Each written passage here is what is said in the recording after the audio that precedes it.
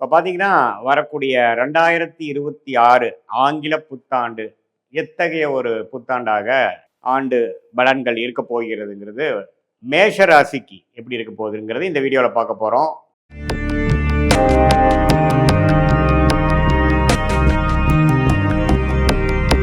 வணக்கம், நான் உங்கள் அன்பான சயின்டிஃபிக் வேதிக் அஸ்ட்ராலஜர் அஸ்ட்ரோ அருண்ஜி பேசுகிறேன். நல்லது நினைப்போம், நல்லதே நடக்கும். எந்த விதத்திலும் மிகைப்படுத்தாமல் உள்ளது உள்ளவாறு எப்படி ஜோதிட சாஸ்திரம் செயல்படுகிறது, எப்படி அந்த ஒளி தத்துவம் நம்மளுடைய கர்மாவை செயல்படுத்தக்கூடிய வாழ்க்கை சம்பவங்களாக உருவடிக்கிறது அப்படிங்கிறத சயின்டிஃபிக்காக பார்க்குறோம். எந்த விதத்திலையும் பார்த்தீங்கன்னா பரிகாரங்கள் அது மாதிரி மூடநம்பிக்கைக்குள்ளே போகாமல் உள்ளது உள்ளவாறு பார்க்குறோம். அதற்கு முன்னாடி நீங்கள் இந்த பொது பலன் எப்படின்னு நீங்கள் தெரிஞ்சுக்கணுன்னா, ஒரு 100க்கு ஒரு 50% பொருந்தி தான் வரும். ஏன்னா நம்ம ஆண்டு பலனை எப்படி சொல்கிறோன்னா, ஆண்டுக்கு ஒரு முறை அல்லது 2 ஆண்டுக்கு ஒரு முறை சஞ்சரிக்கக்கூடிய பயிற்சி பெறக்கூடிய ஆண்டு கிரகம் என்று சொல்லப்படுகிற குரு, சனி, ராகு, கேதுவை பொறுத்து ஒரு ராசிக்கும் எது மாதிரி இடத்துல இருக்கிறாங்க பொறுத்து தான் எது மாதிரி கர்மா செயல்படும் அப்படிங்கிறத நம்ம எடுத்துக்கிறோம். இது ஒரு பொதுவான பலன் தான். 100க்கு ஒரு 40-50% தான் பொருந்தி வரும். உங்களுடைய ஜென்ம ஜாதகத்தில் தசாபுக்திகள் எப்படி போய் கொண்டிருக்கிறது, உங்கள் ஜென்ம ஜாதகம் எப்படி இருக்குது, நீங்கள் என்ன லக்னத்தில் பிறந்தீங்க, என்ன கிரகங்களோட அமைப்புகள் என்னங்கிற வச்சு தான் துல்லியமாக சொல்ல முடியும். பட் இது ஒரு ஓவரால் டெம்ப்ளேட்டாக நீங்கள் எடுத்து இதில் இன்னும் கொஞ்சம் டீட்டெயிலாக உங்களுக்கு வேணும் அப்படின்னா நீங்கள் தனி மனித ஜாதிடம் தான் நீங்கள் கன்சல்டிங் பண்ணணும். இப்போ பொது பலன் எப்படி கொடுக்குறாருங்கிறது மேஷராசிக்கு பார்க்குறோம். இப்போ பாருங்க, குரு முதல் 5 மாதங்கள் மேஷராசிக்கு 3ஆம் இடத்திலே இருந்து ஜூன் முதல் வாரம் 2026 தான் பார்த்தீங்கன்னா 4ஆம் இடத்துக்கு உச்சம் பெறுகிறார். ஸோ நம்ம ஆண்டை 2 விதமாக பிரிச்சுக்கலாம். ஃபர்ஸ்ட் 5 months, செகண்ட் 7 months அப்படி நம்ம பிரிச்சுக்கலாம். ஸோ சனி முழுக்க 2026 முழுக்க மீனத்திலே இருந்து விரைய சனியாக கொடுக்கிறார். ராகு 11ஆம் இடத்திலும், கேது 5ஆம் இடத்திலும் இருக்கிறார். டிசம்பர் மாதம் இறுதியில் தான் முதல் வாரம் ஆண்டின் இறுதியில் தான் மாறுறார். ஸோ ஆல்மோஸ்ட் பார்த்தீங்கன்னா 90% 95% ராகுவும் பயிற்சிகள் பலன்கள் இல்லை. ஒரே இடத்துல இருக்கக்கூடிய கும்பத்தில் ராகுவும் சிம்மத்தில் கேதுவும் இருக்காங்க. ஸோ இந்த மாதிரி ஒரு அமைப்பு மேஷராசிக்கு எப்படி ஒரு அமைப்பு கொடுக்குறாரு அப்படின்னா, ஃபர்ஸ்ட் 5 months பாருங்க, இந்த திருமண தடைகள் அது மாதிரிலாம் இருக்கக்கூடியவங்களுக்குலாம் டக்குன்னு ஏதோ ஒன்று அமையிறது, மங்களமான விஷயங்கள் அமையக்கூடிய அமைப்புகள். இந்த வயது திருமண வயதை எதிர்பார்த்து கொண்டிருக்கக்கூடியவர்கள், காதல் திருமணம் செய்யலான்னு நினைக்கிறவங்க, ஒரு 2 வருஷமாகவே காதல் போய் கொண்டிருக்கிறது. பெற்றோர்களின் சம்மதம், ஒரு பக்கம் நமக்கு சரின்னா அவங்க சரியில்லைங்கிறாங்க, இல்லை பொண்ணு சைடில் ஓகேனா பையன் சைடில் பிரச்சனை பண்ணுறாங்கங்கிற மாதிரி ஓடிக்கொண்டிருக்கக்கூடிய உறவுகள்லாம் பார்த்தீங்கன்னா, இந்த குருவின் பார்வை 7ஆம் இடத்துல விழும் பொழுது அந்த அமைப்புகள் முதல் ஃபர்ஸ்ட் ஆஃப் மே மாதத்துக்குள்ளே அமைச்சுக்கிறது நல்லது, அமையக்கூடிய வாய்ப்புகள் அதிகம்.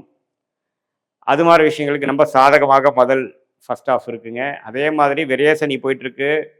என்னதான் வருமானங்கள் இருந்தாலும் செலவுகளும் அதிகமாக போய் கொண்டு இருக்கக்கூடிய ஒரு காலகட்டமாக தான் இருக்குது. அது சுப முதலீடாக செய்கிறீங்களா, சுப செலவுகளாக செய்கிறீங்களா, தேவையற்ற செலவுகளாக செய்கிறீங்களாங்கிறது உங்களுக்கு நடந்து கொண்டு இருக்கக்கூடிய தசாபுக்திகள் பொறுத்து தான் அமைகிறது. பட் எப்படி இருந்தாலும் கையில் பணம் இருக்க போகிறதில்ல, ஏதோ ஒரு செலவுகளும் ஒரு முதலீடுகளும் போய்கொண்டு இருக்கும். அதுதான் விரயசனியோட வேலை. நம்மளை ஒரு பெரிய லெவலில் இன்வெஸ்ட் பண்ண பிளான் பண்ணுவார். ஒரு இருக்கிற பணமெல்லாம் சேர்த்தி கொஞ்சம் கடன் வாங்கி எதுலையோ ஒன்று இன்வெஸ்ட் பண்ணலாமா அப்படிங்கிற மாதிரி அமைப்பெல்லாம் கொடுக்கக்கூடிய ஒரு ஆண்டாக தான் மேஷராசிக்காரர்களுக்கு வருகிறது. அதே மாதிரி ராகு 11ஆம் இடத்தில் இருக்கிறது கொஞ்சம் நல்ல லாபத்தை கொடுக்கும். வெளிநாட்டில் இருக்கிறவங்களுக்கு, வெளிநாடு சம்மந்தப்பட்ட தொழில் பண்ணுறவங்களுக்கு, இம்போர்ட் எக்ஸ்போர்ட் பண்ணுறவங்களுக்கு, அந்நிய மொழி பேசக்கூடியவர்களோட தொடர்பில் இருக்கிறவங்களுக்கு, அந்நிய ப்ராடக்ட்ஸ் பண்ணுறவங்களுக்கு, இது எல்லாத்துக்குமே பார்த்திங்கன்னா ஓரளவுக்கு லாபத்தை கொடுக்கக்கூடிய அமைப்பு குருவின் பார்வை ராகு பெற்று ராகு 11ஆம் இடத்தில் இருக்கிறது கொடுக்க தான் செய்கிறது.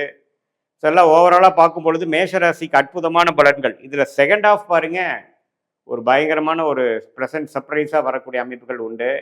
ஏன்னா குரு 4ஆம் இடத்துக்கு உச்சம் பெறுகிறார் 12 வருடம் கழித்து. ஸோ 12 வருடங்கள் கழித்து குரு 4ஆம் இடத்துக்கு 10ஆம் இடங்கிற தொழில் ஸ்தானத்தை பார்த்து விரயசனியை செய்து கொண்டிருக்க, விரயசனியாக சஞ்சரித்து கொண்டிருக்கக்கூடிய சனி பகவானை பார்த்து தன்மைப்படுத்தி அவருடைய கோர விரேசனியை தன்மைப்படுத்தி அது ஒரு நல்ல ஒரு அமைப்பாக நல்ல ஒரு விஷயத்துக்காக விரயங்களை செய்வதற்கும் ஒரு முதலீடு செய்வதற்கும் வழிவகுக்கக்கூடிய ஒரு அமைப்பாக குரு பெயர்ச்சி வந்து ஜூன் மாதம் ஆகுது. ஸோ ஒரு இப்போ ஆண்டின் 2வது பகுதி அருமையாக இருக்கு. தொழில் மேன்மை வரும், வேலையில் நல்ல இம்ப்ரூவ்மெண்ட்டு, ஸ்டேட்டஸ் இம்ப்ரூவ்மெண்ட், தொழிலில் ரொம்ப ஆர்வம், படிப்படியாக டக்கு டக்கு டக்குன்னு எல்லாமே அமைஞ்சிருச்சுன்னு சொல்லுவோம் பார்த்தீங்களா?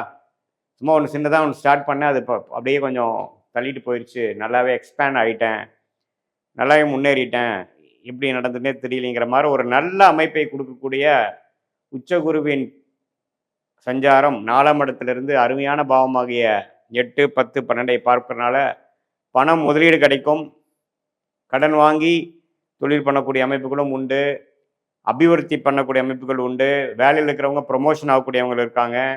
அதே சமயத்தில் படித்து கொண்டு கடந்த 1.5 வருஷம் 2 வருஷமாக காம்படிட்டிவ் எக்ஸாமுக்கு கவர்மெண்ட் எக்ஸாம்ஸ்க்கெலாம் ப்ரிப்பேர் பண்ணிகிட்டு இருக்கக்கூடியவங்களாம் இந்த குரூப் 1 குரூப் 2 யூபிஎஸ்சி எக்ஸாம்ஸ் அது மாதிரி எக்ஸாம்ஸ்லாம் ப்ரிப்பேர் பண்ணிகிட்டு இருக்கிறவங்களுக்கு நல்ல ஒரு எக்ஸாமில் கிளியர் பண்ணி பதவி ஃபஸ்ட் டைம் நான் உள்ளே போயிட்டேன், அந்த ஜாப் போஸ்டிங் வாங்கிட்டேன் அப்படிங்கிற மாதிரி அமைப்புகள்லாம் கொடுக்கக்கூடிய அமைப்புகள் உண்டு.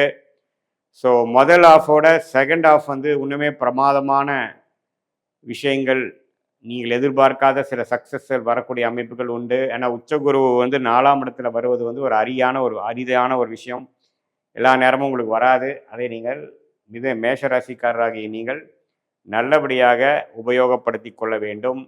அதே சமயத்தை வீடு வாங்கணும், இடம் வாங்கணும், அந்த வாகனங்கள் பழைய வாகனத்தை கொடுத்து புது வாகனம் வாங்கணும்னு நினைக்கிறவங்களுக்குலாம் அருமையாக அமையும்.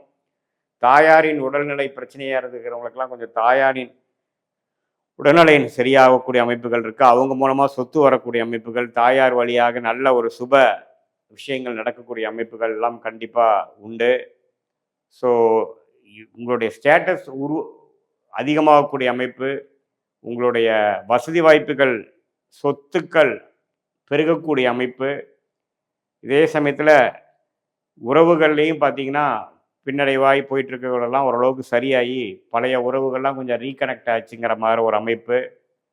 ஏன்னா பணம் வந்துட்டாவே உங்களுக்கு பார்த்தீங்கன்னா ஓரளவுக்கு எல்லாமே கொஞ்சம் சரியாகுங்கிறது தான் நிதர்சன உண்மை.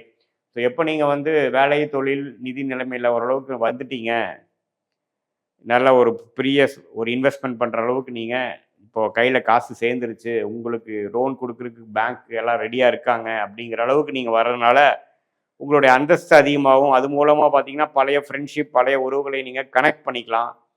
இது மாதிரி எல்லா நல்ல அமைப்புகள் உண்டு. வாழ்க்கையில் ஜெயிக்கக்கூடிய ஒரு அற்புதமான ஒரு ஆண்டாக, ஒரு கேம் சேஞ்சராக 2026 வருதுங்க. இது ஒரு பொதுவான பலனே தவிர உங்களுடைய ஜென்ம ஜாதகத்தில் எப்படி வந்து தசாபுக்திகள் போய் கொண்டிருக்கிறது, அது வந்து நல்ல தசைகளா சுமாரான தசைகளா, உங்கள் லக்னம் என்ன லக்னத்தில் பிறந்தீங்களாம் பொறுத்து இன்னுமே துல்லியமான பலன்கள், ஷார்ட் டேர்ம் எப்படி இருக்க போகுது, லாங் டேர்ம் எப்படி இருக்க போகுது, எது மாதிரி திசையில் உங்களுடைய வாழ்க்கை வந்து திரும்ப போகிறது, எது பிராப்தத்தில் இருக்குது எது பிராப்தத்தில் இல்லை அப்படிங்கிறதெல்லாம் நம்ம தெரிந்து கொள்ளலாம். உங்களுடைய ஜென்ம ஜாதகத்தை பார்த்து துல்லியமான சயின்டிஃபிக் வேதிக் அஸ்ட்ராலஜி மூலம் தெரிந்து கொள்ளலாம். இது பொதுவான பலன்கிறதையும் நீங்கள் தெரிந்து கொள்ள வேண்டும். மீண்டும் மற்றொரு காணொலியில் சந்திப்போம். நன்றி, வணக்கம்.